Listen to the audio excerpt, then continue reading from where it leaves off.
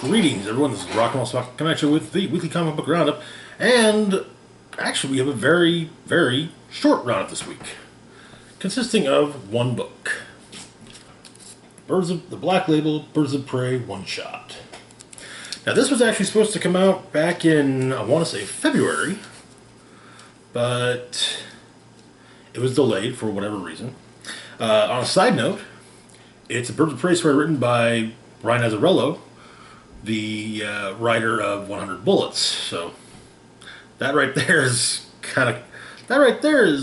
already, you know, a point, a plus for it. So we begin, it's middle of the night, Gotham, almost 3 in the morning, and Black Canary's phone rings. It's a man named Eric Lagoon.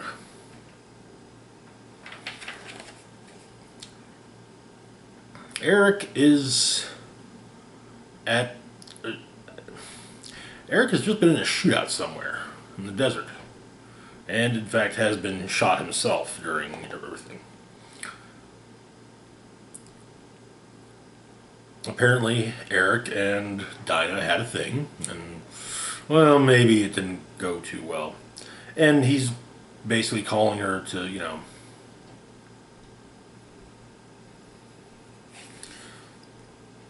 he's pretty sure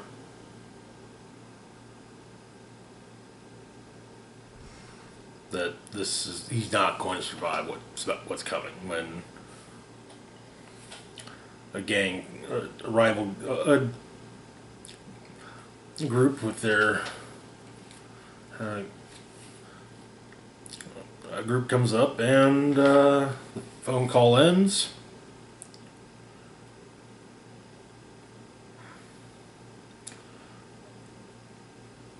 And Eric gets his head chopped off.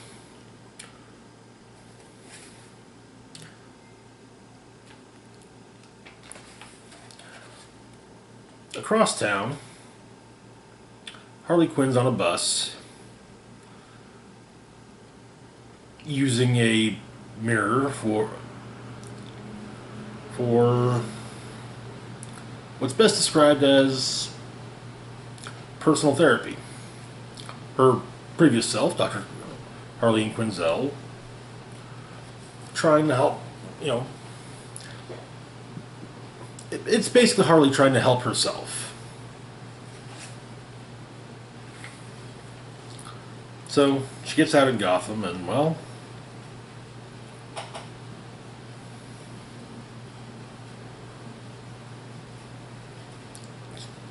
she's determined to start something of a new life.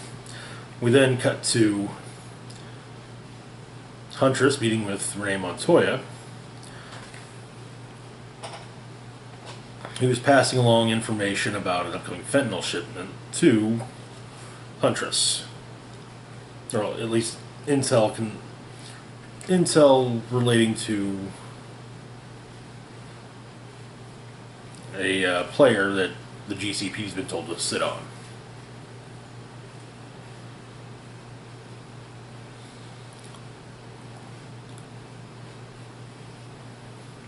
But apparently, back with Dinah. Later on, she's practicing with her band. The drummer is having some problems with the tempo changes. She gets a phone call though, and goes and meets up with Steve Trevor, who informs her that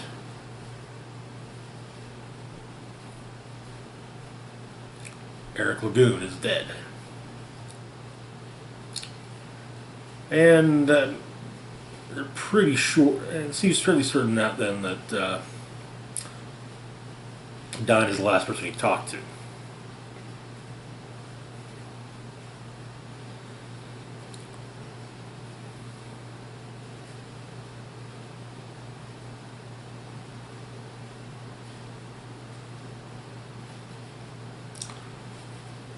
And she gets a look at the crime scene photo of his body, sans head,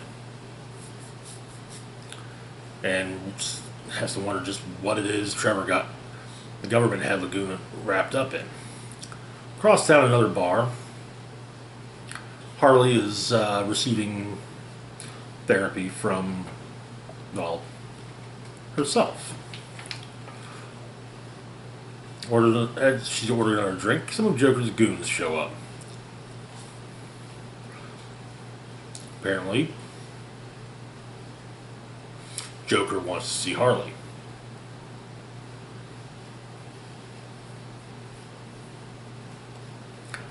But, well, Harley's opinion on the matter is that she's not hiding, so if Joker wants to see her, he can come see her. This leads to her beating the shit out of Joker's gang, then heading out and deciding that she is definitively done with that aspect of her life, and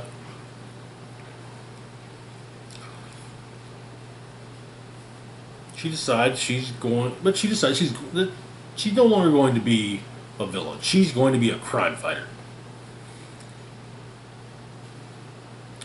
Watching the across town, Huntress is watching Kimchi Jim, the major dealer in town that Montoya passed along information about. And she sees Kimchi Jim get his head chopped off. The head lands on the street in front of Harley, who figures, hey, investigating this decapitated head that fell out of the sky seems like a good way to start being a crime fighter. Dinah's back with Dinah. She's reminiscing about the old days. It should be noted that, from the looks of things, this is in the New 52 timeline rather than the Rebirth timeline.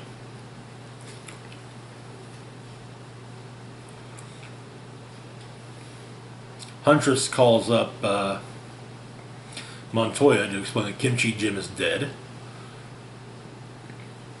And as she's about to be congratulated, she's told that she didn't do it.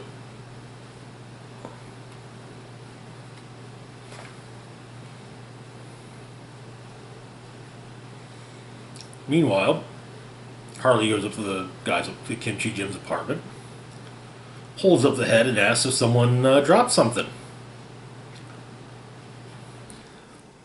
Of course, Huntress is seeing this, and it seems like the Joker's involved. Well, let's just say that the new gang, they don't want Harley's involvement either. They're not fond of Joker's involvement, or presumed involvement. And so she starts a fight with them and escapes and basically slams into Huntress in midair, knocks Huntress out. And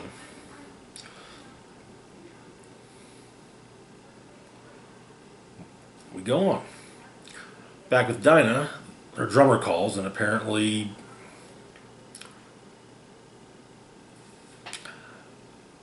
as the rest of the band feared, the drummer is using again. But she kind of does want to get clean, and so that Dinah does opt to help her. Basically, kind of saying, hey, look, I'll come by your door in a few hours. If you're there, I'll know you're serious.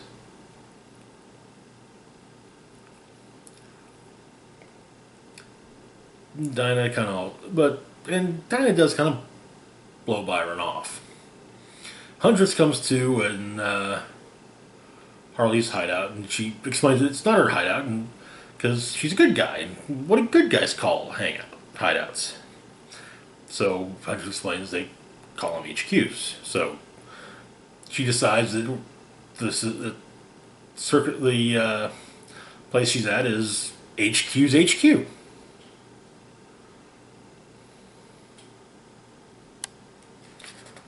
And she explains that She was released from Bel Rev and the Suicide Squad. We get a flashback of her being released, of her the nanites and her being deactivated, and her being released.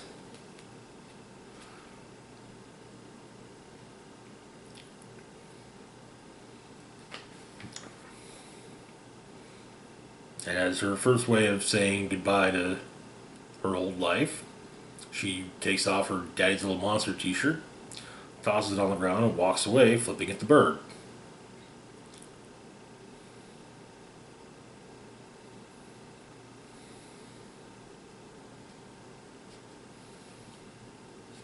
However, then Montoya arrives and puts a gun in the back of Harley's head, and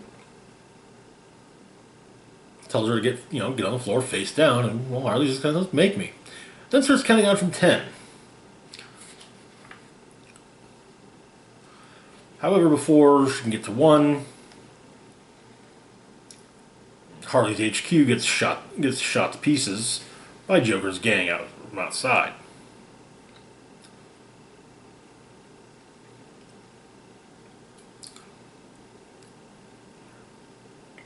She tells the gang that, to tell Joker that her and him are through.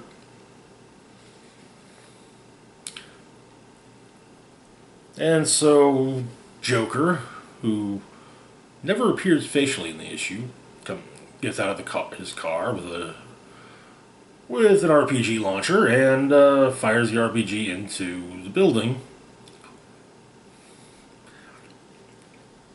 As Harley opens up her secret escape way out of her hideout, which leads into the sewers, or as she puts it, Shit Creek.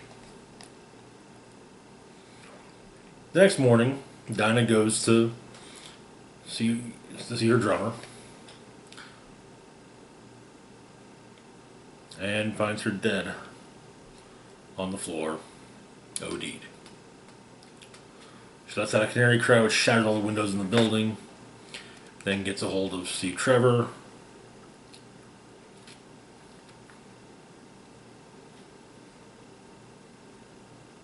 And he does provide some intel. The cartel that Lagoon was working with is making moves in Gotham, and the MO does seem to fit. The MO being when they move into a new territory, they pepper it with tainted product. Makes the clean stuff that they peddle seem crystal clean. And it looks like there's a member of the GCPD involved.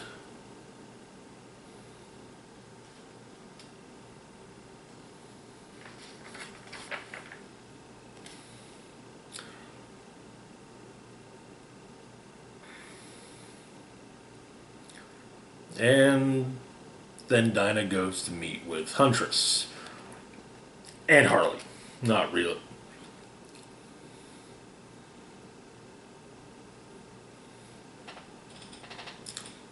Harley offer. Dinah quickly points out that maybe Huntress needs to have her head examined for agreeing to work with Harley, and, well, Harley volunteers to do so because, well, that was what she used to do.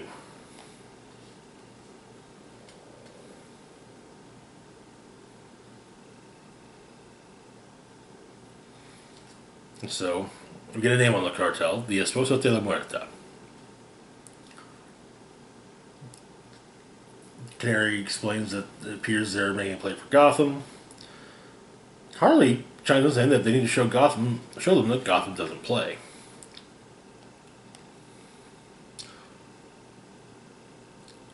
And Steve Trevor then gets a hold of Black Canary, telling her that, they found out who the dirty member of the Gotham PD is that's working with the cartel. As we cut to Renee meeting with the cartel.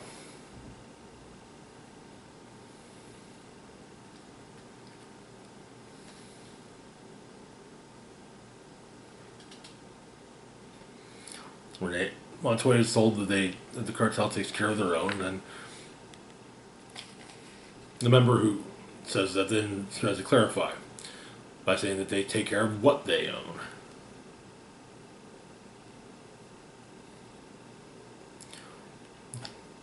Montoya is told to make sure that there are no problems with their first shipment arriving.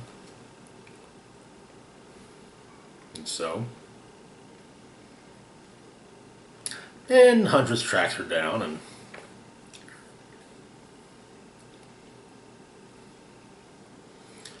is probably has to basically pulled off of her.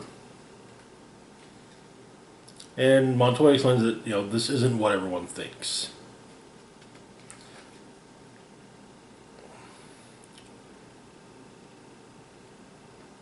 And basically explains to her that she's trying to do something.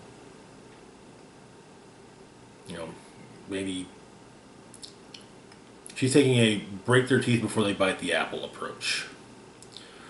The way Harley puts it, and then Harley ends up kind of, explaining things by saying that Montoya facilitated cartel's movement to Gotham because she was fed up with the Fed's protracted, reactive way of dealing with this type of criminal activity. And I guess she wanted to take a more break their teeth before they bite the apple approach, which resonates with a lot of people these days. Everyone kind of stares at Harley and in shock, and she says, "Oh, I didn't sound unhinged, did I?"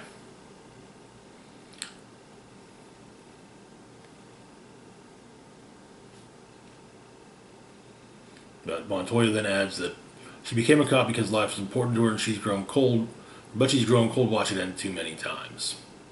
So Huntress says to her, well, it's warning up to ending a few bad ones. And so the birds go in. Montoya is meeting the cartel at a church. So Harley, Canary, and Huntress steal some nuns' habits, and turns out though that the cartel is planning to double cross Montoya. So, Harley, Huntress, and Canary manage to prevent that. And do what they can to take down the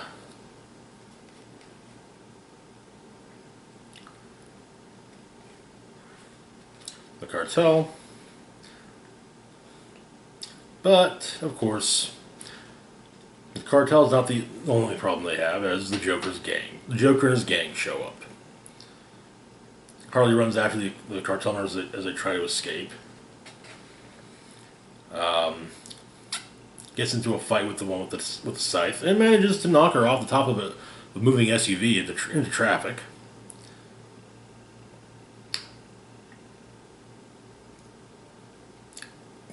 Pops in through the sunroof. Pops back out again, just long enough for one of the other members of the cartel to get killed in the car, the one driving no less. And so the car goes careening into the river. Back with Montoya, Canary, and Huntress. They're pinned down. And Montoya basically says, hey, if the feds come in and catch us, all of us, we're kind of screwed. So you two get out of here, I'll deal with the fallout.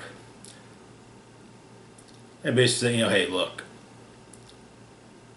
I'm kind of partially responsible for starting this radio, so I'm going to own it. And she asks Huntress to come visit her in Rikers. Harley washes ashore and is promptly met by Joker.